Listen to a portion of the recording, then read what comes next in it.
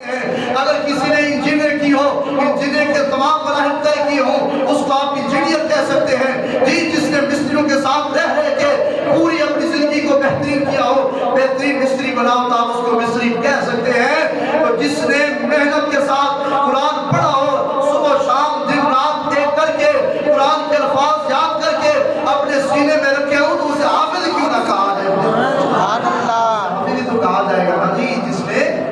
قرآن پڑھا ہو، محنت کی اور یاد رکھے۔ قرآن پاک کی تعلیم بہت مشکل ہے، آسان نہیں ہے۔ آج ہم کہہ دیتے ہیں کہ مولوی یہ وہ فلاں فلاں،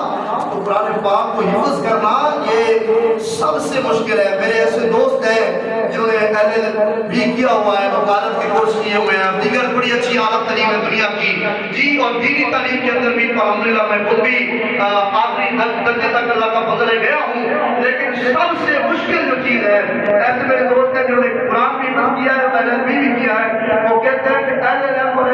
LLB کرنا اتنا مشکل نہیں ہے جتنا قرآن پاک حفظ کرنا مشکل ہے۔ یہ مشکل ہے بہت، یہ آسان نہیں ہے۔ یہ ہمارے بچے پڑھ رہے ہیں، اللہ تعالیٰ انہیں کامیاب فرمائے۔ یہ مرنا بہت مشکل ہوتا ہے قرآن پاک کو حفظ کرنے کا، لیکن اللہ جس سے یہ سعادت کا فرما دیتا ہے، جو حافظ قرآن بن جاتا ہے، تو پھر معاشرے کے اندر اس کا ایک مقام بھی ہونا چاہیے۔ سبحان اللہ، حافظ قرآن بھی کہیں اور پھر قرآن پاک پڑھنے کے بعد آگے قرآن پاک کی تعلیم حاصل کرنا، قرآن سیکھنا کہ قرآن کے اندر الحمدللہ رب العالمین کو آپ سب کو آتا ہے، الحمد کیوں الف لام کیوں ہے، الحمد ہے الحمدہ کیوں نہیں ہے جی، اس کا معنی کیا ہے، اس کا ترجمہ کیا ہے، یہ ساری چیزیں علوم حاصل کرنا یہ اس سے بڑھ کر بات ہے جی۔ عالم دین بن جانا، قرآن پاک سیکھ جانا، قرآن پاک کی آیات کا ترجمہ سیکھ لینا، قرآن پاک کا جو پیغام ہے اس کو سیکھ لینا، پھر لوگوں کو سکھا دینا، یہ اس سے بڑی بات ہے۔ یہ بڑے نصیب کی بات ہوتی ہے، اللہ جسے عطا فرما دیتا ہے۔ تو بات کرنے کا مقصد کیا ہے کہ جو یہ پڑھا ہو، جس نے یہ سارے جو ہے مراحل طے کیے ہوں، ایک اس قرآن مکمل کیا ہو، عالم دین بنا ہو، قاری بنا ہو، علامہ بنا ہو، مفتی بنا ہو، اس کی معاشرے کے اندر ایک قدر ہوتی ہے، ایک اس کا مقام ہوتا ہے، ایک اسٹیٹس ہوتا ہے، اس کو دینا بھی چاہیے۔ الحمدللہ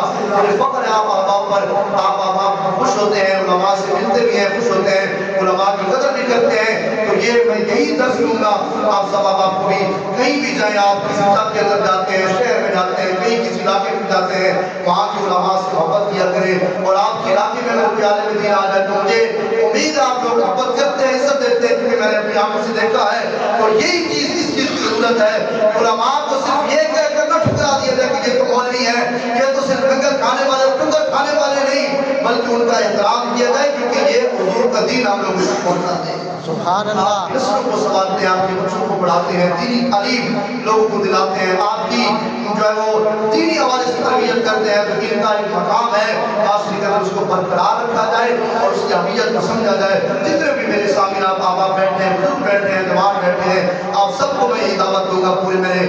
بیان کا خلاصہ نتیجہ یہی ہے کہ جہاں بھی آپ کو دین والے لوگ ملے، ہاں ہمارے دیندار لوگوں کے اندر بھی بہت سارے کھانے والے لوگ ہوتے ہیں، بہت سارے، آپ کو یہ سمجھنا چاہیے نا، ہر داڑھی والے کو آپ کہتے ہیں مولوی صاحب ہے، یہ ہر داڑھی والا مولوی نہیں ہوتا، جس نے مال کھائی ہو، ڈنڈے کھائے ہو، پردیس برداشت کی ہو، ماں باپ کو چھوڑ کے علم حاصل کیا ہو، ٹوٹی چٹائیوں پہ بیٹھ کے صرف پردیس کے اندر رہ کے جس نے علم حاصل کیا ہو، تو پھر اس کے اندر اور آپ علیہ فرق ہونا چاہیے۔ جی داڑھی رکھنے والا بہت ضرور ہوتا ہے، اس کی عزت ہوتی ہے، اس کی تقریب ضرور کریں، لیکن یہ نہ ہو کہ ہر داڑھی رکھنے والے کو آپ کے یہ بھی مولوی صاحب ہے جی، وہ اگر حلوہ زیادہ کھا جائے تو آپ کے مولوی حلوہ زیادہ کھاتے ہیں، تو یہ اپنے جو ہے کم از کم بندے کو سوچنا تو چاہیے نا، کم از کم اس کے اندر بندے کی سوچ ہونی چاہیے کہ یہ عالم ہے، یہ غیر عالم ہے، ایک دوسرے میں ڈیفرنٹ رکھنا چاہیے، فرق رکھنا چاہیے، ایک دوسرے کے اندر جو ہے وہ فرق آپ سب کو محسوس ہونا چاہیے۔ اللہ تبارک و تعالیٰ ہمیں اپنے علماء کی قدر کرنے کی توفیق عطا فرمائے۔ میں یہی آپ کو دعوت فکر دوں گا، اپنے علماء کی قدر کریں، جس علاقے میں بھی جائیں، جہاں جائیں وہاں کے علماء کو دیکھیں، ان کا ادب بھی کیا کریں، احترام بھی کیا کریں۔ اور آخر میں یہ اعلان کروں گا، آخر میں یہ اعلان ہے کہ الحمدللہ ہمارا مدرسہ آپ احباب کی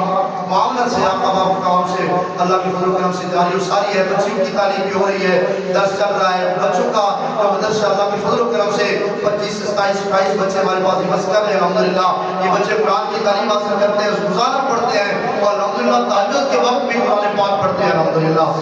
یہ تاکہ کی تاریخ کے اندر شاید پہلی دفعہ ہوا ہوگا کہ 5 ٹائم ہماری دن کی جو پورے 24 گھنٹے کی کلاس لگتی ہے تو آپ اپنے بچوں کو قرآن کی تعلیم کی ضرور دلوائیں اور خود بھی قرآن کی تعلیم حاصل کرتے رہیں. اور جو بچے بڑے ہیں اگلا جو مرحلہ ہے بچوں کی تعلیم بھی شروع ہو چکی ہے, بچوں کی تعلیم بھی الحمدللہ. اگلا جو مرحلہ ہے وہ ہمارا انشاءاللہ میرا یہی ہے اللہ کی فضل و کرم سے. اور اگر یہاں پہ میں رہا تو کوشش یہی ہے کہ جو بڑے احباب ہیں بزرگ ہیں جو قرآن پاک پڑھنے کی خواہش رکھتے ہیں نہیں پڑھے ہوئے تو انشاءاللہ انہیں بھی قرآن پاک کی دولت سے مالا مال کیا جائے گا.